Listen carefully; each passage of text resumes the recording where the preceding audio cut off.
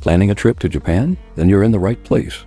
In this video, I'll guide you through everything you need to know. Flights from India, visa process, hotels, food, transport, a full day-by-day itinerary, best spots to visit, and even the real cost so you can plan your budget with confidence. This is Radiant Explorers, your perfect travel partner. So sit back, relax, and let's start planning your dream Japan vacation together.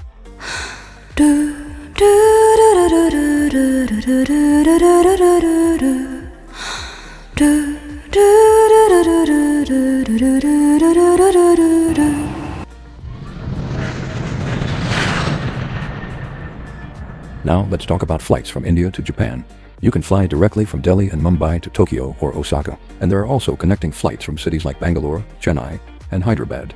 Japan has two main international airports in Tokyo, Narita, and Haneda, and one in Osaka, Kansai International Airport. If this is your first trip, I would prefer flying into Tokyo Haneda Airport because it's closer to the city and saves both travel time and money compared to Narita. Round-trip economy fares usually range between 50,000 and 70,000, though prices can be higher in peak season. To save money, book your tickets at least 2 to 3 months in advance and compare deals on sites like Skyscanner, Google Flights, or Make My Trip. If you're flexible with dates, you can even find cheaper flights with one layover. Now that we know how to reach Japan, let's talk about the visa. For Indian travelers, a tourist visa is required. You can apply directly through VFS Japan centers in India or use a reliable travel agent to help with the process. The documents are simple: a valid passport, recent photos, flight and hotel bookings, a cover letter, and basic financial proof like bank statements. The visa fee is usually around 500 to 1,000, and the service charge from VFS may be extra. Processing time is normally 4 to 7 working days, but I suggest applying at least 3 to 4 weeks before your trip, just to be safe. Once your visa is approved, you're all set to explore Japan hassle-free. Next, let's talk about stay options in Japan. Japan offers everything from budget hostels to luxury hotels, so you can choose according to your comfort and budget. For budget travelers, hostels and capsule hotels cost around 2,000 to 3,500 per night. Mid-range hotels or business hotels are usually 5,000 to 8,000 per night. If you want a luxury stay, expect around 12,000 or more per night. I would recommend staying close to train stations like Shinjuku in Tokyo, Namba in Osaka, or Kyoto Station in Kyoto. This makes transport super easy and saves you a lot of time. And for a unique Japanese experience, you can also try a ryokan, a traditional inn with tatami mats and hot spring baths.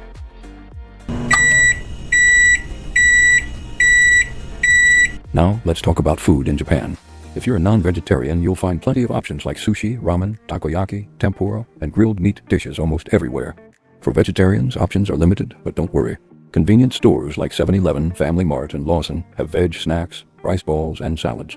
You'll also find some Indian restaurants in major cities, though they can be on the expensive side. On average, a meal in a convenience store costs around 300 to 600, while a proper restaurant meal may be 1,000 to 2,000 per person. And if you want a true Japanese experience, try visiting an izakaya. These are local food pubs where you can taste different small dishes and enjoy the lively culture.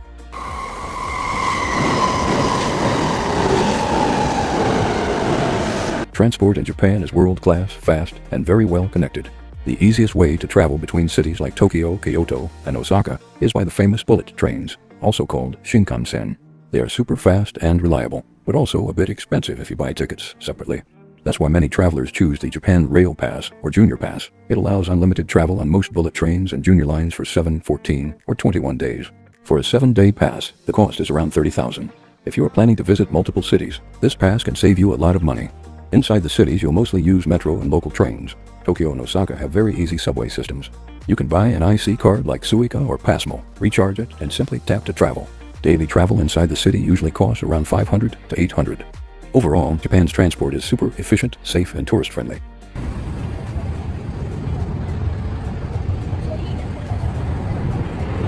Welcome to day 1 of our Japan trip. You'll land at Haneda Airport in Tokyo, which is one of the most convenient airports as it's located close to the city center. Immigration and baggage usually take around 30 to 60 minutes. From the airport, the best way to reach your hotel is by Kichu Line train or the airport limousine bus. Both are easy to use, and the cost is around 600 to 1,000 per person. I recommend staying in Shinjuku or Shibuya because these areas are very well connected and full of food, shopping, and nightlife options. Once you've checked in and rested, head out in the evening to experience Tokyo's energy. Start with the famous Shibuya crossing, the busiest pedestrian crossing in the world, where thousands of people cross at once. Just nearby, you'll also find the heartwarming Hachiko statue, a symbol of loyalty. For dinner, try Japanese ramen at the famous Ichiran Ramen. A bowl will cost around 800 to 1,200, and the taste is absolutely worth it. That's the perfect first day settling in, enjoying Tokyo's vibe, and preparing for an exciting journey ahead. Day 2 in Tokyo is all about exploring the city's top attractions. Start your morning at Asakusa, one of Tokyo's most historic areas. Here you'll find Sensoji Temple, Tokyo's oldest and most famous Buddhist temple. The entrance is stunning, with a giant red lantern at the Kaminaraman Gate. Before reaching the temple, walk through Nakamise Street, a lively market full of traditional snacks and souvenirs. Try local treats like taiyaki, which costs around 200 yen or 120. In the afternoon, head to the Tokyo Skytree, the tallest tower in Japan. From the observation deck, you'll get panoramic views of the entire city, and on clear days, you can even see Mount Fuji. Tickets cost around 1,000 to 1,500 per person. Below the Skytree, you'll find Tokyo Salamachi Mall, where you can grab lunch and shop.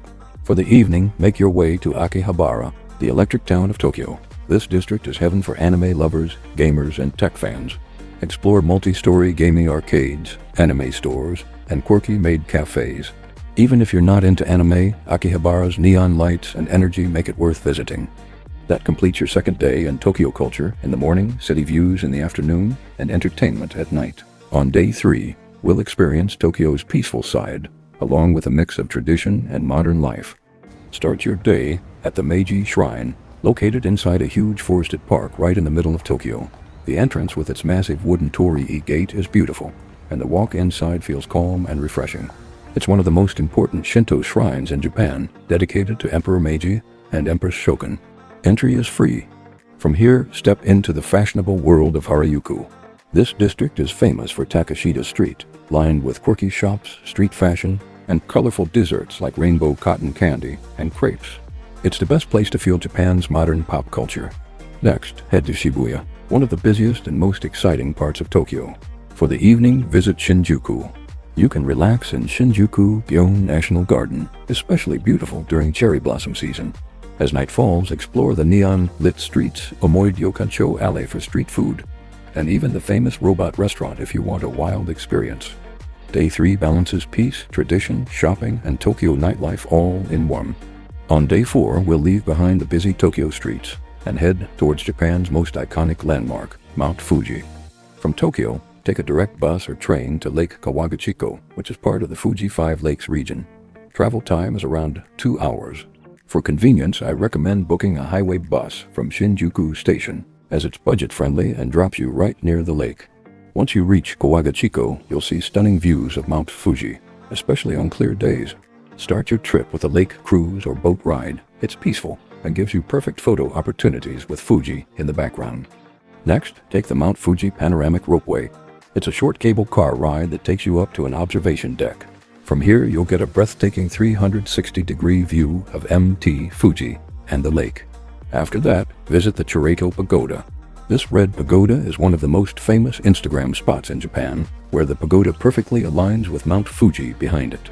Be ready for some steps though, around 400 stairs, but trust me, the view is worth every step.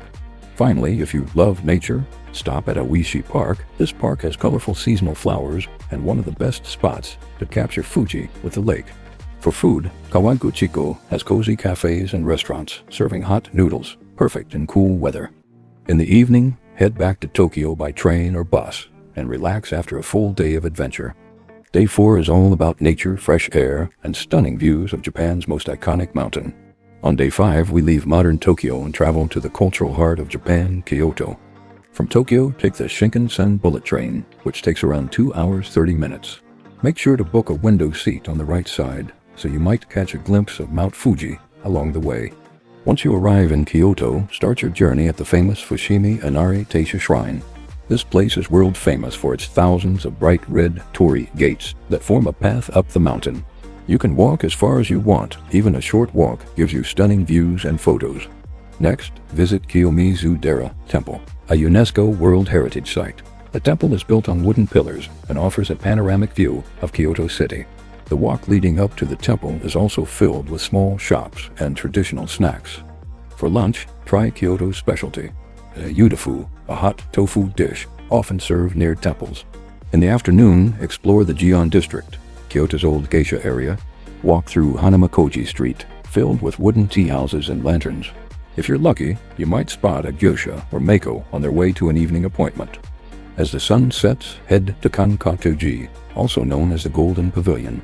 This temple covered in gold leaf shines beautifully against the surrounding pond and gardens.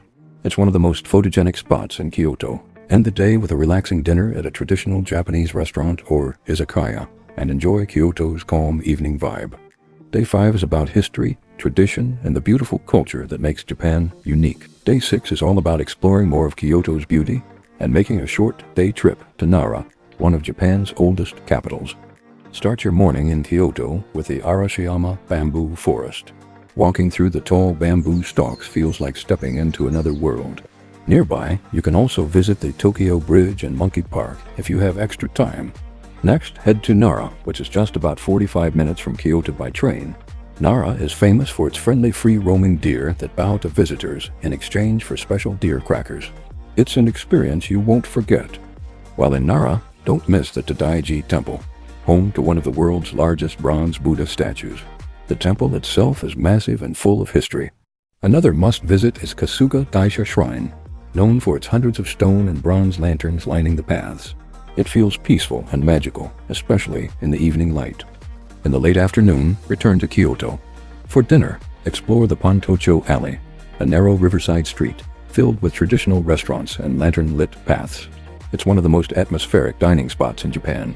Day 6 combines the serenity of Kyoto, the charm of Nara's deer, and a taste of Japan's ancient history.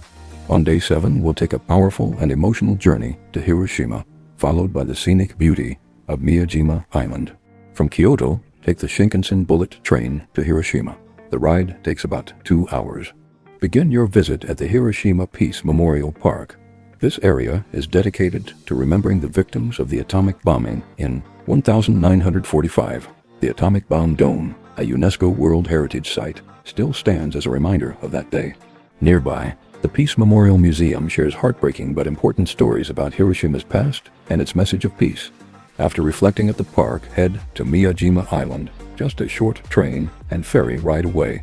This island is famous for the Itsukushima Shrine and its giant red torii gate that appears to float in the sea during high tide. It's one of Japan's most iconic views. Spend some time walking around the island streets, where you can try local specialties like grilled oysters and momeji manju, a maple leaf-shaped sweet filled with red bean paste. If you have time, hike or take the ropeway up Mount Misen for panoramic views of the Seto Inland Sea. Return to Hiroshima in the evening and take the bullet train back to Kyoto or Osaka, depending on your hotel base. Day 7 is about remembering history and then experiencing the breathtaking beauty of one of Japan's most magical islands. Day 8 takes us to Osaka, Japan's food capital and a city full of energy, color, and nightlife. Start your morning at Osaka Castle, one of Japan's most famous landmarks. The castle grounds are surrounded by gardens and moats, and inside the castle you'll find a museum about Osaka's history. The view from the top is amazing. Next, head to the Umeda Sky Building, a futuristic skyscraper with an open-air observatory on the rooftop. From here, you get one of the best panoramic views of Osaka City. For lunch, dive into Osaka's famous street food at Shinsekai or Kiraman Ichiba Market. Some must-try dishes are takoyaki octopus balls, okonomiyaki Japanese savory pancake, and kashikatsu deep-fried skewers. In the evening, the real heart of Osaka comes alive at Dotonbori. This entertainment district is filled with neon lights, giant signboards, candleside walkways, and endless food stalls. Don't miss taking a photo with the iconic Glico Running Man sign. For nightlife, Osaka has everything from cozy izakayas to karaoke bars. If you want a wild experience, you can explore the clubs in the Namba area. Day 8 is all about enjoying Osaka's vibrant food culture, stunning views, and unforgettable nightlife. Day 9 is all about fun and adventure at Universal Studios Japan, located in Osaka. This is one of the most popular theme parks in the country and perfect for families, friends, or anyone who loves movies and rides. The park is divided into different zones, each with its own theme. One of the biggest highlights is the wizarding world of Harry Potter, where you can explore Hogwarts Castle, sip on butterbeer, and try thrilling rides like Harry Potter and the Forbidden Journey. Another must-visit is Super Nintendo World, a brand new area that brings the world of Mario to life. From racing and Mario Kart, Koopa's Challenge to exploring Peach's Castle, it feels like stepping inside a video game. Don't miss other exciting zones like Jurassic Park, Minion Park, and Hollywood Dream. The ride, a roller coaster that even runs backward at night for an extra thrill. Food inside the park is themed too, from Minion popcorn buckets to Mario-themed snacks. Yes, it's slightly expensive, but worth the experience. Make sure to book tickets in advance and consider getting an express pass to skip long lines for the most popular rides. By the end of the day, you'll be full of excitement, laughter, and unforgettable memories. Day 9 is pure entertainment at its best. Day 10 is our final day in Japan, and it's the perfect time to slow down, shop for souvenirs, and soak in those last memories before heading home. Start the morning in Osaka's Shinsaibashi shopping street. This covered arcade is filled with fashion boutiques, cosmetic shops, and quirky Japanese stores. It's the best place to buy gifts and souvenirs.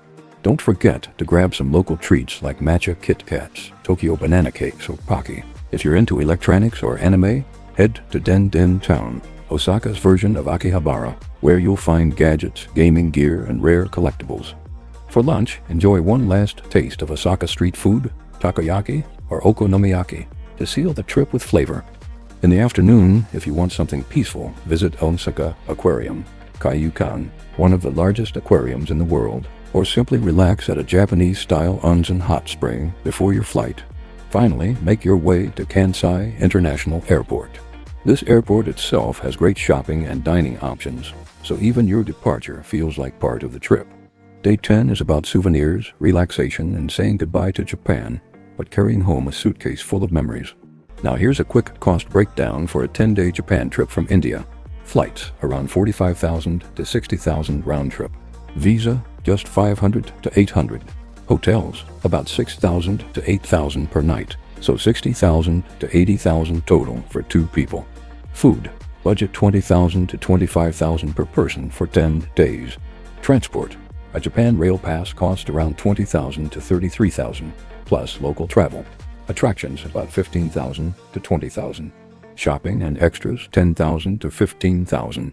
Total, expect around 1.5 to 1.8 lakh per person, and if you book smart, you can do it for as low as 1.2 lakh.